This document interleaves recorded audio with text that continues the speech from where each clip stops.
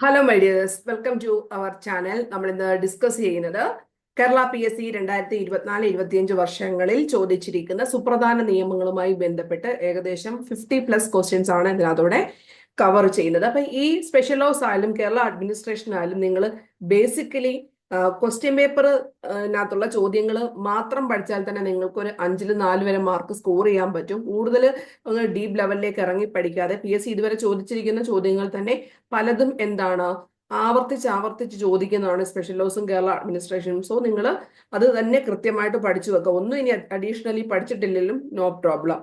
Okay, അപ്പൊ ഇത്രയും കാര്യങ്ങൾ പഠിച്ചു വെക്കണേ.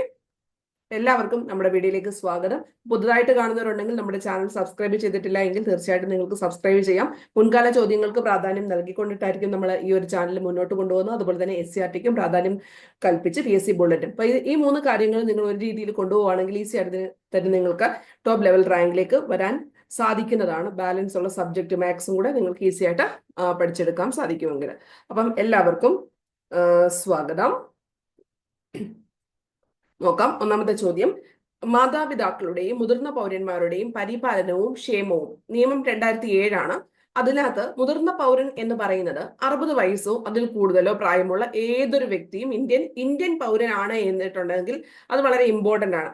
60 വയസ്സോ കൂടുതലുള്ളോ ആയിട്ടുള്ള ഏതൊരു വ്യക്തിയും പറഞ്ഞു കഴിഞ്ഞാൽ ഇന്ത്യൻ പൗരൻ എന്നതൂടെ ഇതിന്റെ കൂടെ പറഞ്ഞിട്ടുണ്ട്. ഇന്ത്യൻ പൗരന്മാർക്ക് മാത്രമാണ് 2007 നിയമത്തിനകത്ത് പ്രാധാന്യം കൊടുത്തിരിക്കുന്നത്. അതുകൂടെ നിങ്ങൾ ഓർത്തു വെച്ചിരിക്കണം.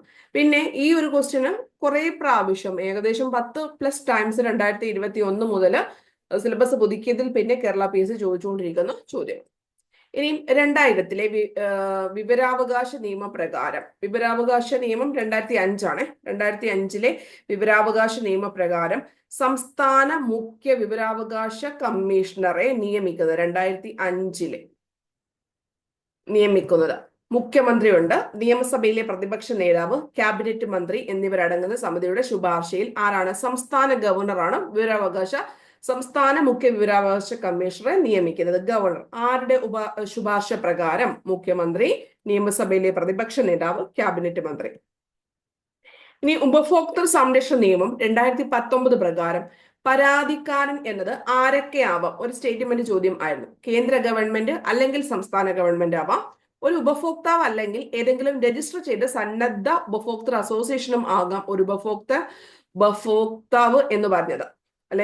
പരാതിക്കാരൻ. അതായത് നമുക്ക് കംപ്ലൈന്റ് കൊടുക്കുന്നത് ഒന്നിൽ കേന്ദ്ര ഗവൺമെന്റ്, സംസ്ഥാന ഗവൺമെന്റ്, ഉപഭോക്താവ് അല്ലെങ്കിൽ രജിസ്റ്റർ ചെയ്ത സന്നദ്ധ ഉപഭോക്തൃ അസോസിയേഷൻ. ഇനി 2012-ലെ ലൈംഗിക കുറ്റകൃത്യങ്ങളിൽ നിന്നുള്ള കുട്ടികളുടെ സംരക്ഷണ നിയമപ്രകാരം കുട്ടി എന്നത് ഏതാണ്? 18 വയസ്സിൽ താഴെയുള്ള ഏതൊരു വ്യക്തിയുമാണ്. അത് പ്രകാരം 18 വയസ്സിൽ താഴെയുള്ളതാണ്. സാമ്പത്തികമായി പിന്നോക്കം നിൽക്കുന്ന വിഭാഗങ്ങൾക്ക് 10% സംവരണം ഏർപ്പെടുത്തിയ ഭരണഘടനാ ഭേദഗതിയാണ് 103. അപ്പൊ ഇങ്ങനെയുള്ള കുറച്ച് കാര്യങ്ങൾ സ്പെഷ്യൽ ലോസ് റിലേറ്റ് ചെയ്തിട്ടാണ് OBC ഒക്കെ റിലേറ്റ് ചെയ്തിട്ട് വരുന്നത്. അപ്പം 103 എന്ന് പറഞ്ഞിരിക്കുന്നത് സാമ്പത്തികമായി പിന്നോക്കം നിൽക്കുന്ന വിഭാഗങ്ങൾക്ക് 10% സംവരണം നൽകുന്ന ഭേദഗതി 103. ഇനി ഗാർഹിക പീഡനത്തിലുള്ള സ്ത്രീകളുടെ സംരക്ഷണ നിയമം 2005 പ്രകാരമുള്ള ഗാർഹിക പീഡനത്തിന്, ഇതും കുറെ പ്രാവശ്യം റിപ്പീറ്റ് ചെയ്തിരിക്കുന്നതാണ്. അപ്പൊ അത് നിങ്ങൾ കൃത്യമായിട്ട് പഠിക്കണം. ഒന്നുകിൽ ശാരീരികമാവാം, വാക്കാലുള്ളതാവാം, അല്ലെങ്കിൽ സാമ്പത്തികമാകാം. ശാരീരികം, വാക്കാല്, സാമ്പത്തികമായവയോ ആകാം ഗാർഹിക പീഡനം എന്നതിന്റെ കാറ്റഗറിയിൽ. ശാരീരികം, വാക്കാലുള്ളത്, സാമ്പത്തികം, ഈ 3 കാറ്റഗറി വരുന്നതും ഗാർഹിക പീഡനത്തിന്റെ അണ്ടറിൽ തന്നെ വരുന്നതാണ്. ഗാർഹിക അതിക്രമം എന്ന് ചോദിച്ചു കഴിഞ്ഞാൽ സാമ്പത്തിക ചൂഷണമാവാം, സ്ത്രീധനം നേടാൻ വേണ്ടിയിട്ട് പരാതിക്കാരിയുടെ ബന്ധുവിനെ ശല്യം ചെയ്യുക, മാനസികവും ശാരീരികവുമായി പരാതിക്കാരിയെ ഉപദ്രവിക്കുക. ഈ 3 കാര്യങ്ങളും ഏതിനകത്ത് വരും? ഗാർഹിക അതിക്രമം. ഇപ്പൊ ഗാർഹിക പീഡനം എന്ന് പറയുന്നത് ശാരീരികമാവാം, വാക്കാലുള്ളതാവാം, സാമ്പത്തികമാവാം. ഇനി ഗാർഹിക അതിക്രമത്തിന്റെ ഡെഫിനിഷനകത്ത് വരുന്നത് സാമ്പത്തിക ചൂഷണമാവാം, സ്ത്രീധനം നേടാൻ വേണ്ടിയിട്ട് പരാതിക്കാരിയുടെ ബന്ധുവിനെ നമ്മൾക്ക് എന്ത് ചെയ്യാം? ശല്യം ചെയ്യാം, മാനസികവും ശാരീരികവുമായ പരാതിക്കാരി ഉപദ്രവിക്കുക. ഈ 3 കേസിലും ഗാർഹിക അതിക്രമ പ്രകാരം ത്തിന്റെ കാറ്റഗറിയിൽ വരുന്നതാണ്. അപ്പൊ ഇതെല്ലാം എന്താണ്?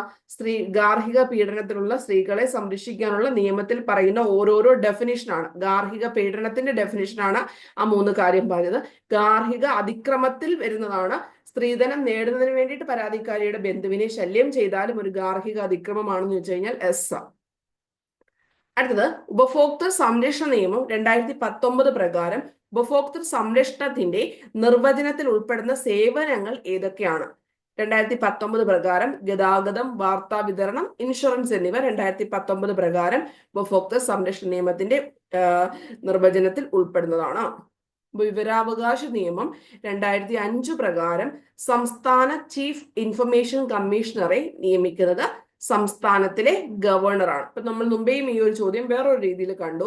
ഇത് എന്താണ്, വിവരാവകാശ കമ്മീഷണറെ നിയമിക്കുന്നത് ഗവർണർ. മുമ്പേ കുറച്ചുകൂടെ ഡീപ്പായിട്ട് നമ്മൾ പറഞ്ഞു, അത് മുഖ്യമന്ത്രി, ക്യാബിനറ്റ് മന്ത്രി തുടങ്ങിയവരുടെ ശുപാർശ പ്രകാരമാണ് ഗവർണർ നിയമിക്കുന്നത്. പട്ടികവർഗക്കാരുടെ സംരക്ഷണവുമായി ബന്ധപ്പെട്ട സാമൂഹിക സാമ്പത്തിക വികസന ആസൂത്രണ പ്രക്രിയയിൽ പങ്കെടുക്കുന്നതിന് ഉപദേശം നൽകുന്നത് ദേശീയ പട്ടികവർഗ കമ്മീഷനാണ്. പട്ടികവർഗക്കാരുടെ സംരക്ഷണവുമായി ബന്ധപ്പെട്ട അവരുടെ സാമൂഹികമായിക്കോട്ടെ സാമ്പത്തികമായിക്കോട്ടെ അതെല്ലാം ഇതിന്റെ പ്ലാനിങ്ങിനകത്ത് പങ്കെടുക്കാനും ഉപദേശം നൽകുന്നതും ഒക്കെ പട്ടികവർഗ കമ്മീഷനാണ്.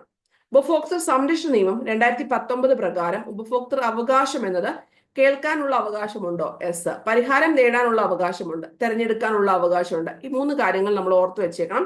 കേൾക്കാന്, പരിഹാരം നേടാനുള്ളത്, തെരഞ്ഞെടുക്കാനുള്ള അവകാശം. 2019 പ്രകാരം കേൾക്കാനുള്ള അവകാശം, പരിഹാരം നേടാനുള്ള അവകാശം, തെരഞ്ഞെടുക്കാനുള്ള അവകാശം. ദേശീയ വനിതാ കമ്മീഷന്റെ പ്രവർത്തനങ്ങളിൽ എന്തൊക്കെ കാര്യങ്ങളാണ് വ്യക്തമാക്കുന്നത്?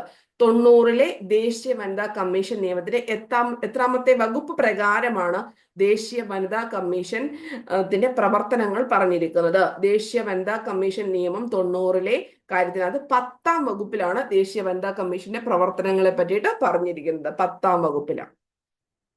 2005-ലെ വിവരാവകാശ നിയമത്തിന്റെ ഏതു വകുപ്പിലാണ് മെറ്റീരിയലിന്റെ സാക്ഷ്യപ്പെടുത്തിയ സാമ്പിളുകൾ എടുക്കല്, ജോലി, രേഖകൾ എന്നിവയുടെ പരിശോധന, രേഖകളുടെ ചാർജുകൾ സാക്ഷ്യപ്പെടുത്തിയ പകർപ്പുകൾ എടുക്കൽ എന്നിവയ്ക്കുള്ള അവകാശം ഉൾപ്പെടുന്നത്?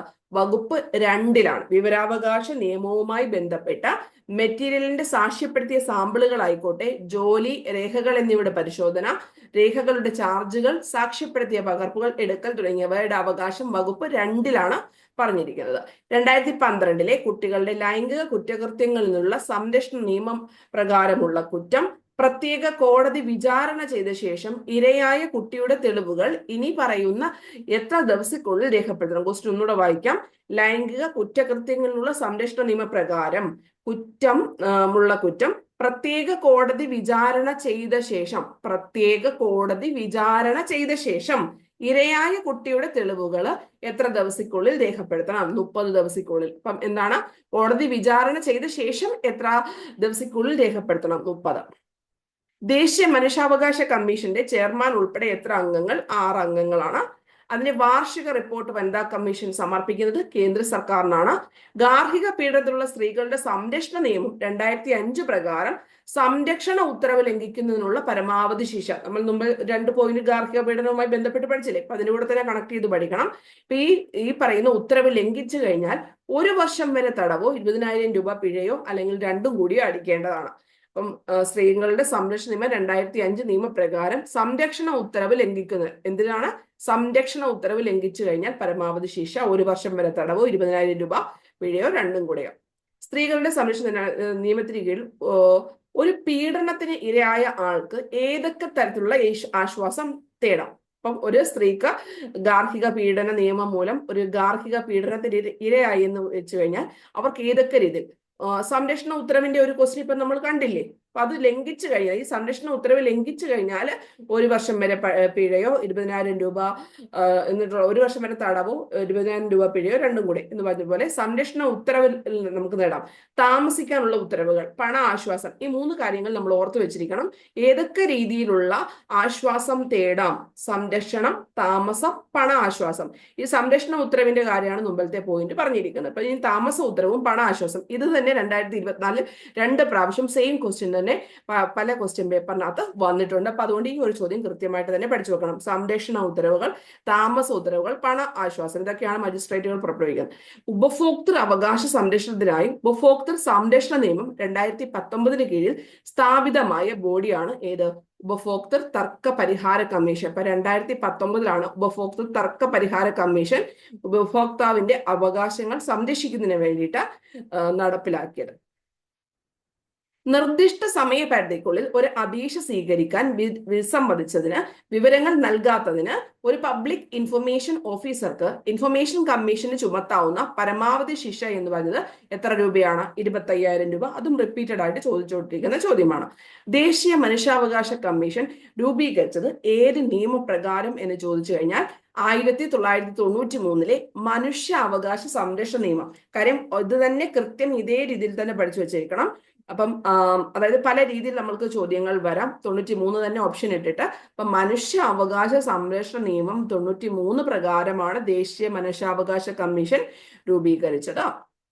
പോക്സോ നിയമത്തിലെ ഏത് വകുപ്പാണ് കുട്ടിയെ അശ്ലീല ആവശ്യങ്ങൾക്ക് ഉപയോഗിക്കുന്നതിനുള്ള ശിക്ഷയെ കുറിച്ച് പ്രതിപാദിക്കുന്നത്? അശ്ലീല ആവശ്യങ്ങൾക്ക് കുട്ടിയെ ഉപയോഗിക്കുന്നത് വിഭാഗം 14 അതിനുള്ള ശിക്ഷയെ പറ്റിയിട്ട് പ്രതിപാദിക്കുന്നത്. വിഭാഗം 14. ഗാർഹിക പീഡനത്തെ പറ്റി നിർവചിക്കുന്ന വിഭാഗം ഏതാണെന്ന് ചോദിച്ചു കഴിഞ്ഞാൽ വകുപ്പ് 3 ഗാർഹിക പീഡനത്തെ പറ്റിയിട്ടുള്ള ഡെഫിനിഷൻ. ഗാർഹിക പീഡനം ഏതൊക്കെയാണെന്ന് നമ്മൾ പറഞ്ഞില്ലേ? അപ്പൊ അത് എവിടാണ് പറഞ്ഞിരിക്കുന്നതെന്ന് ചോദ്യം വന്നിട്ടുണ്ട്. വകുപ്പ് 3 അപ്പൊ ഇതെല്ലാം വളരെ വ്യക്തമായിട്ട് തന്നെ പഠിച്ചു വെച്ചിരിക്കണം. സെൻട്രൽ കൺസ്യൂമർ പ്രൊട്ടക്ഷൻ അതോറിറ്റിയുടെ പ്രാഥമിക പ്രവർത്തനം എന്ന് പറഞ്ഞു കഴിഞ്ഞാൽ ഉപഭോക്താക്കളുടെ അവകാശങ്ങൾ സംരക്ഷിക്കുന്നതിനും നടപ്പിലാകുന്നു. അത് സിമ്പിൾ ആയിട്ടുള്ള ചോദ്യം. മന്ത്രിസഭയുടെ തീരുമാനങ്ങൾ വിവരാവകാശ നിയമപ്രകാരം ലഭിക്കാവുന്നതാണെന്ന് ചോദിച്ചു കഴിഞ്ഞാൽ ലഭിക്കാവുന്നതാണ്, പ്രശ്നങ്ങൾ വേറെ ഒന്നും ഇല്ല എങ്കിൽ. ഇനി ദേശീയ ന്യൂനപക്ഷ കമ്മീഷനിൽ ന്യൂനപക്ഷ വിഭാഗത്തിൽപ്പെടുന്ന അംഗങ്ങൾ 5 പേരാണ്. ദേശീയ ന്യൂനപക്ഷ കമ്മീഷനിൽ ന്യൂനപക്ഷ വിഭാഗത്തിൽപ്പെടുന്ന അംഗങ്ങൾ 5. പട്ടികജാതി വിഭാഗത്തിൽപ്പെടുന്ന ഒരു വ്യക്തിയുടെ ഉടമസ്ഥതയിലുള്ള വസ്തുവിൽ നിന്ന് പ്രസ്തുത വ്യക്തിയുടെ പൂർണ്ണ സമ്മതമില്ലാതെ പുറത്താക്കിയാൽ ലഭിക്കുന്ന ശിക്ഷ 6 മാസം മുതൽ 5 വർഷം വരെ തടവ് ശിക്ഷയാണ് ലഭിക്കുന്നത്. പട്ടികജാതി വിഭാഗത്തിൽപ്പെടുന്ന ഒരു വ്യക്തിയുടെ ഉടമസ്ഥതയിലുള്ള വസ്തുവിൽ നിന്ന് പ്രസ്തുത വ്യക്തിയുടെ പൂർണ്ണ സമ്മതമില്ലാതെ പുറത്താക്കിയാൽ ലഭിക്കുന്ന ശിക്ഷ 6 മാസം മുതൽ 5 വർഷം വരെ തടവ് ശിക്ഷ. ഉപഭോക്തൃ സംരക്ഷണ നിയമപ്രകാരം ജില്ലാ കമ്മീഷന്റെ അധികാര പരിധി എന്ന് പറയുന്നത് 50 ലക്ഷം രൂപയാണ്. ഉപഭോക്തൃ സംരക്ഷണ നിയമപ്രകാരം ജില്ലാ കമ്മീഷന്റെ അധികാര പരിധി എത്ര ലക്ഷം രൂപയാണ്? 50 ലക്ഷം രൂപ വരെയാണ് ഉപഭോക്തൃ സംരക്ഷണ നിയമപ്രകാരം ജില്ലാ കമ്മീഷന്റെ അധികാര പരിധി. അതും 2 ടൈംസ് ചോദിച്ചിട്ടുണ്ട്. ഞാൻ 1 ടൈംസിൽ മാത്രമേ ഇതിനകത്ത് ഇൻക്ലൂഡ് ചെയ്തിട്ടുള്ളൂ കേട്ടോ, ജില്ലാ കമ്മീഷന്റെ. ഇനിയും 18 വയസ്സിൽ താഴെയുള്ള പെൺകുട്ടികൾക്കും ആൺകുട്ടികൾക്കും ലൈംഗിക അതിക്രമണങ്ങളിൽ നിന്ന് പോക്സോ നിയമപ്രകാരം, അതായത് 2 സ്റ്റേറ്റ്മെന്റ് ആയിട്ട് ചോദിച്ചാണ്, ഞാൻ ഒന്നിച്ചാക്കിയതാണ്. ആൺകുട്ടികൾക്ക് ലഭിക്കും, പെൺകുട്ടികൾക്ക് ലഭിക്കും. അതായത് ലിംഗ വ്യത്യാസം ഇല്ലാതെ 18 വയസ്സിൽ താഴെയുള്ള ആൺകുട്ടിക്കോ പെൺകുട്ടിക്കോ ലഭിക്കുന്നതാണ്. പോക്സോ നിയമപ്രകാരം ഒരു കാരണവശാലും കുട്ടിയെ രാത്രി തടങ്കലിൽ വെക്കാൻ പാടുള്ളതല്ല. അടുത്തത്, കേസുമായി ബന്ധപ്പെട്ട് കുട്ടിയുടെ വ്യക്തിത്വം വെളിപ്പെടുത്താൻ പാടില്ല. മൊഴി എടുക്കുന്നതിന് കുട്ടിയുടെ താമസ സ്ഥലത്ത് തന്നെ വെച്ച് മാത്രമേ ചെയ്യാവൂ. ആ 3 പോയിന്റും സ്റ്റേറ്റ്മെന്റ് ആയിട്ട് വന്നിരിക്കുന്നതാണ്. 13 പഠിച്ചു വെച്ചിരിക്കണം, അറിയാവുന്നതാണത്. വിവരാവകാശ നിയമപ്രകാരം കേന്ദ്ര മുഖ്യ വിവരാവകാശ കമ്മീഷണറെ നിയമിക്കുന്നത് പ്രസിഡന്റ്. കേന്ദ്രത്തിലെ ആണെങ്കിൽ പ്രസിഡന്റും സംസ്ഥാനത്തിലാണെങ്കിൽ ഗവർണറുമാണ്. ഉപഭോക്തൃ സംരക്ഷണ നിയമം 2019 പുതുതായി ഉൾക്കൊള്ളിച്ചത് ഓൺലൈൻ പരാതികൾ സ്വീകരിക്കും. പരാതിക്കാരൻ താമസിക്കുന്ന സ്ഥലത്ത് പരാതി നൽകാൻ സാധിക്കും. ഇ കൊമേഴ്സുമായി ബന്ധപ്പെട്ടത് പറ്റും. മധ്യസ്ഥരുടെ തർക്കപരിഹാരം നേടിയെടുക്കാൻ സാധിക്കും. അപ്പൊ എന്തൊക്കെ കാര്യങ്ങളാണ്? ഓൺലൈനായിട്ട് പരാതി സ്വീകരിക്കല്, പരാതിക്കാരൻ താമസിക്കുന്ന സ്ഥലത്ത് പരാതി നൽകല്, ഇ കൊമേഴ്സ്, മധ്യസ്ഥതയിലൂടെ തർക്കപരിഹാരം. ഈ 4 കാര്യങ്ങളും 2019 പുതുതായിട്ട് ഉൾക്കൊള്ളിച്ചാണ്. ഓൺലൈന്, ഇ കൊമേഴ്സ്, പരാതിക്കാരൻ താമസിക്കുന്ന സ്ഥലത്ത് പരാതി നൽകല്, മധ്യസ്ഥതയിലൂടെ തർക്കപരിഹാരം. ഗാർഹിക പീഡന നിരോധന നിയമപ്രകാരം മജിസ്ട്രേറ്റിന് പുറപ്പെടുവിക്കാവുന്ന ഉത്തരവുകൾ എന്ന് പറഞ്ഞത് ഏതൊക്കെയാണ്?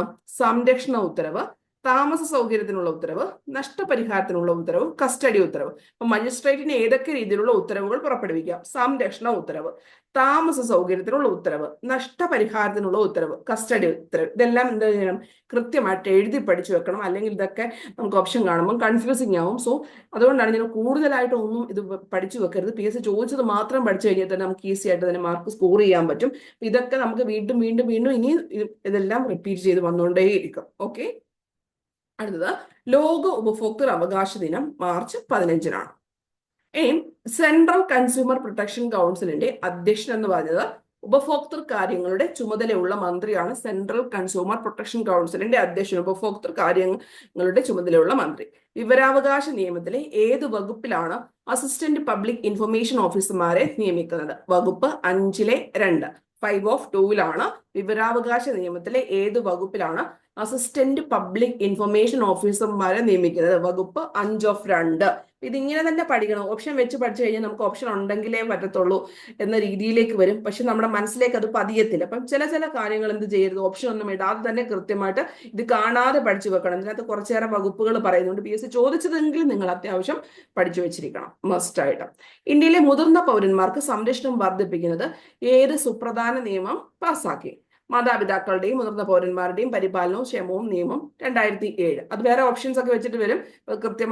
ഇത് കൃത്യമായിട്ടും അതായത് മാതാപിതാക്കളുടെയും മുതിർന്ന പൗരന്മാരുടെയും പരിപാലനവും ക്ഷേമവും, അതാ ആ ഓരോ വേർഡ്സും കൃത്യമായിട്ട് അതുപോലെ തന്നെ പഠിക്കണം. അവിടെ യാതൊന്നും നമുക്ക് എഡിറ്റ് ചെയ്യാൻ പറ്റത്തില്ല. മാതാപിതാക്കളുടെയും മുതിർന്ന പൗരന്മാരുടെയും പരിപാലനവും ക്ഷേമവും നിയമം 2007.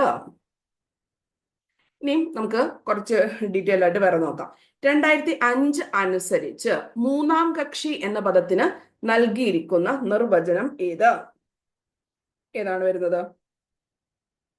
വിവരത്തിനായിട്ട് അഭ്യർത്ഥന നടത്തുന്ന പൗരൻ ഒഴികെ ഒരു വ്യക്തി കൂടാതെ ഒരു പൊതു അധികാരവും ഉൾപ്പെടുന്നുണ്ട്. അപ്പം മൂന്നാം കക്ഷി എന്നത് വിവരത്തിനായി അഭ്യർത്ഥന നടത്തുന്ന പൗരൻ ഒഴികെയുള്ള ഒരു വ്യക്തി കൂടാതെ ഒരു പൊതു അധികാരവും ഉൾപ്പെടുന്നു. ഇതാണ് മൂന്നാം കക്ഷി കൊണ്ട് ഡിഫൈൻ ചെയ്തിരിക്കുന്നത്. അടുത്തത് 66. അതായത് 2015 ജുവനൈൽ ജസ്റ്റിസ് നിയമത്തിലെ വ്യവസ്ഥകൾ പ്രകാരം ജുവനൈൽ എന്നതിന്റെ അർത്ഥം എന്താണ് എന്നാണ് ചോദിച്ചിരിക്കുന്നത്. 18 വയസ്സിൽ താഴെയുള്ള കുട്ടിയാണ് ജുവനൈൽ എന്ന് പറഞ്ഞതുകൊണ്ട് ഉദ്ദേശിക്കുന്നത്. 2007 മാതാപിതാക്കളുടെയും മുതിർന്ന പൗരന്മാരുടെയും പരിപാലനവും ക്ഷേമവും എന്ന നിയമം സംബന്ധിച്ച പ്രസ്താവനകളിൽ ഏതൊക്കെയാണ് ശരിയായിട്ടുള്ളത്? 2ഉം 3ഉം എന്നാണ് പറഞ്ഞിരിക്കുന്നത്. ഏതെങ്കിലും മുതിർന്ന പൗരനോ രക്ഷിതാവിനോ ട്രൈബ്യൂണലിന്റെ ഒരു ഉത്തരവിനാൽ വിഷമമുണ്ടായേക്കാം. ഉത്തരവിന്റെ തീയതി മുതൽ 60 ദിവസത്തിനുള്ളിൽ ട്രൈബ്യൂണലിൽ അപ്പീൽ നൽകാം. അത് കൃത്യമായിട്ട് പഠിച്ചു വെക്കണം. ഉത്തരവ് തീയതി മുതൽ 60 ദിവസത്തിനുള്ളിൽ ട്രൈബ്യൂണലിൽ അപ്പീൽ നൽകാം. നിയമപ്രകാരം രൂപീകരിക്കപ്പെട്ട ഒരു ട്രൈബ്യൂണലിന് മുൻപാകെയുള്ള ഒരു നടപടിയിലെ ഒരു കക്ഷിയെയും നിയമ പ്രാക്ടീഷണർമാർ പ്രതിനിധീകരിക്കുന്നതല്ല. നിയമപ്രകാരം രൂപീകരിക്കപ്പെട്ട ഒരു ട്രൈബ്യൂണലിന് മുൻപാകെയുള്ള ഒരു നടപടിയിലെ ഒരു കക്ഷിയെയും ഇതും നേരത്തെ പരീക്ഷയ്ക്ക് വന്നിട്ടുള്ളതാണ്. ഇച്ചിരൂടെ കട്ടിയായിട്ട് തോന്നുന്നത് ഡിഗ്രി ലെവൽ എക്സാം ആയതുകൊണ്ടാണ്. നിയമ പ്രാക്ടീഷണർമാർ പ്രതിനിധീകരിക്കുന്നതല്ല.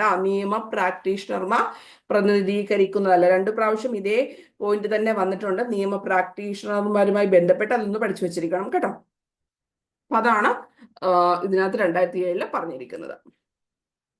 ലോകായുക്ത നിയമത്തെ പറ്റിയിട്ടുള്ള പ്രസ്താവനകളിൽ ശരിയായിട്ടുള്ളത് ഏത്? 1ാമത്തത് മാത്രമേ ശരിയായിട്ടുള്ളൂ.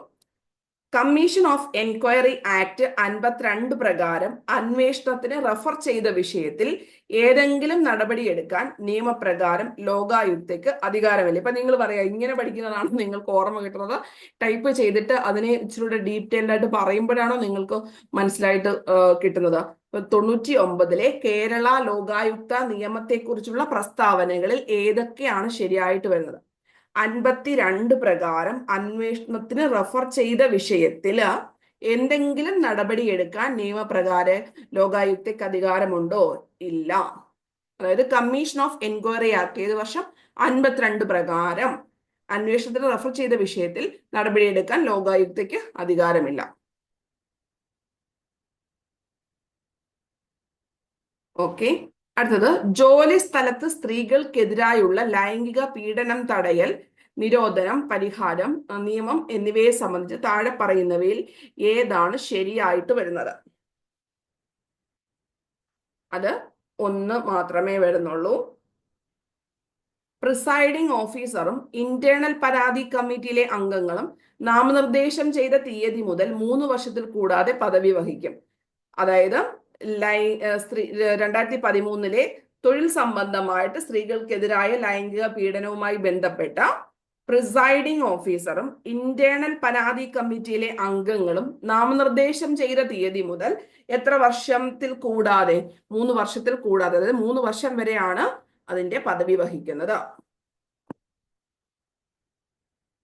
ഭരണഘടന, അതായത് 105-ാമത്തെ ഭേദഗതി നിയമം 2021 സംബന്ധിച്ച് താഴെ പറയുന്ന പ്രസ്താവനകളിൽ ഏതാണ് ശരിയായിട്ട് വരുന്നത്? ആൻസർ ഈസ് ഓപ്ഷൻ ബി ആണ്. സാമൂഹികമായും വിദ്യാഭ്യാസപരമായും പിന്നോക്കം നിൽക്കുന്ന വിഭാഗങ്ങളുടെ പട്ടിക തയ്യാറാക്കാനും പരിപാലിക്കാനും സംസ്ഥാന സർക്കാരുകൾക്കും കേന്ദ്രഭരണ പ്രദേശങ്ങൾക്കും ഈ ഭേദഗതി അധികാരം നൽകുന്നുണ്ട്. അപ്പൊ 105-ാമത്തെ ഭരണഘടനാ ഭേദഗതി സാമൂഹികമായും വിദ്യാഭ്യാസപരമായും പിന്നോക്കം നിൽക്കുന്ന വിഭാഗങ്ങളുടെ പട്ടിക തയ്യാറാക്കാനും പരിപാലിക്കാനും സംസ്ഥാന സർക്കാരുകൾക്കും കേന്ദ്രഭരണ പ്രദേശങ്ങൾക്കും ഈ ഒരു ഭേദഗതി അധികാരം നൽകുന്നുണ്ട്. അടുത്തത് വേറൊരു ചോദ്യപേപ്പറാണ്. 52-24 എന്ന് പറയുന്ന ചോദ്യപേപ്പറിനകത്തുള്ള ക്വസ്റ്റ്യൻസ് ആണ്. അതിനകത്ത് വിവരാവകാശ നിയമം 2005 പ്രകാരം ഒഴിവാക്കിയിട്ടില്ലാത്തത് എന്തൊക്കെയാണ്? അതിനകത്ത് ഫയലുകൾ, രജിസ്റ്ററുകൾ ഉൾപ്പെടെയുള്ള എല്ലാ രേഖകളും പരിശോധിക്കാനുള്ള അവകാശം, വാണിജ്യ രഹസ്യവും വ്യാപാര രഹസ്യവും ബൗദ്ധിക സ്വത്തുക്കളുമുള്ള വിവരത്തിന്റെ വെളിപ്പെടുത്തലൊന്നും നമുക്ക് എന്തില്ലാത്തതാണ്, അതൊക്കെ ഒന്നും പറ്റത്തില്ല. വിദേശ സർക്കാരിൽ നിന്നും രഹസ്യമായി ലഭിച്ച വിവരങ്ങളും നമുക്ക് വിവരാവകാശ പ്രകാരം നിയമം ലഭിക്കത്തില്ല. ഇനി പോക്സോ നിയമം 2012 എത്ര വകുപ്പുകൾ ആണ് ഉള്ളത്? എത്രയാണ്? 46 വകുപ്പുകൾ. ഗാർഹിക പീഡന നിരോധന നിയമം 2005 അനുസരിച്ച് 2B പ്രകാരം 2B പ്രകാരം കുട്ടിയുടെ നിർവചനത്തിൽ വരുന്ന ഭാഗങ്ങൾ. അപ്പൊ ഈ 2B എന്തിനെ പറ്റി പറയുന്നു? കുട്ടിയെ പറ്റിയിട്ട് പറയുന്നു. ഏതാണ് വരുന്നത്? 18 വയസ്സിൽ താഴെയുള്ള ഏതൊരു വ്യക്തിയും 18 വയസ്സിൽ താഴെയുള്ള ഏതൊരു വ്യക്തിയും എന്ന് ഗാർഹിക പീഡനവുമായി ബന്ധപ്പെട്ട് പറയുന്നു. SC/ST വിഭാഗങ്ങൾക്കെതിരായ അക്രമ നിരോധന നിയമം പാർലമെന്റ് പാസ്സാക്കിയത് ഏത് വർഷമാണ് എന്ന് ചോദിച്ചു കഴിഞ്ഞാൽ ഏത് വർഷമാണ്? 1989 ഉപഭോക്തൃ സംരക്ഷണ നിയമപ്രകാരം താഴെ പറയുന്നവയിൽ ഏതാണ് ഉപഭോക്താവിന്റെ അവകാശം അല്ലാത്തത്? ചൂഷണം ചെയ്യപ്പെടാനുള്ള അവകാശമാണ് അവകാശം അല്ലാത്തത്. കേൾക്കാനുള്ള അവകാശം, തിരഞ്ഞെടുക്കാനുള്ള അവകാശം, അവബോധത്തിനുള്ള അവകാശം, ഇതെല്ലാം ഇവിടെ നമുക്ക് വരുന്നതാണ്. അപ്പൊ ഇത്രയും ചോദ്യങ്ങളാണ്. ഇപ്പൊ ഏകദേശം 50+ ക്വസ്റ്റ്യൻസ് നമ്മൾ ഇതിനകത്ത് ഇൻക്ലൂഡ് ചെയ്തിട്ടുണ്ട്. അപ്പൊ ഇതെല്ലാം നിങ്ങൾ കൃത്യമായിട്ട് പഠിക്കണം. അതുപോലെ തന്നെ നിങ്ങൾക്ക് നമ്മുടെ പെയ്ഡ് കോഴ്സിനകത്ത് ജോയിൻ ചെയ്യണമെങ്കിൽ ജോയിൻ ചെയ്യാം. 10th ലെവൽസിന്റെ മെയിൻ ഫോക്കസ് ഏരിയ 599 rupees ആണ്. ഡിഗ്രി പ്രിലിംസിൻ്റെത് 2 months ക്രാഷ് കോഴ്സ് ആണെങ്കിൽ 799 ആണ് വരുന്നത്. അപ്പം താല്പര്യമുള്ളവർക്ക് മെസ്സേജ് ചെയ്യാവുന്നതാണ്. ഈ ഒരു വാട്സപ്പ് നമ്പറിൽ മെസ്സേജ് ചെയ്യാവുന്നതാണ്. അപ്പൊ എല്ലാവർക്കും all the very best. Thank you and love you all.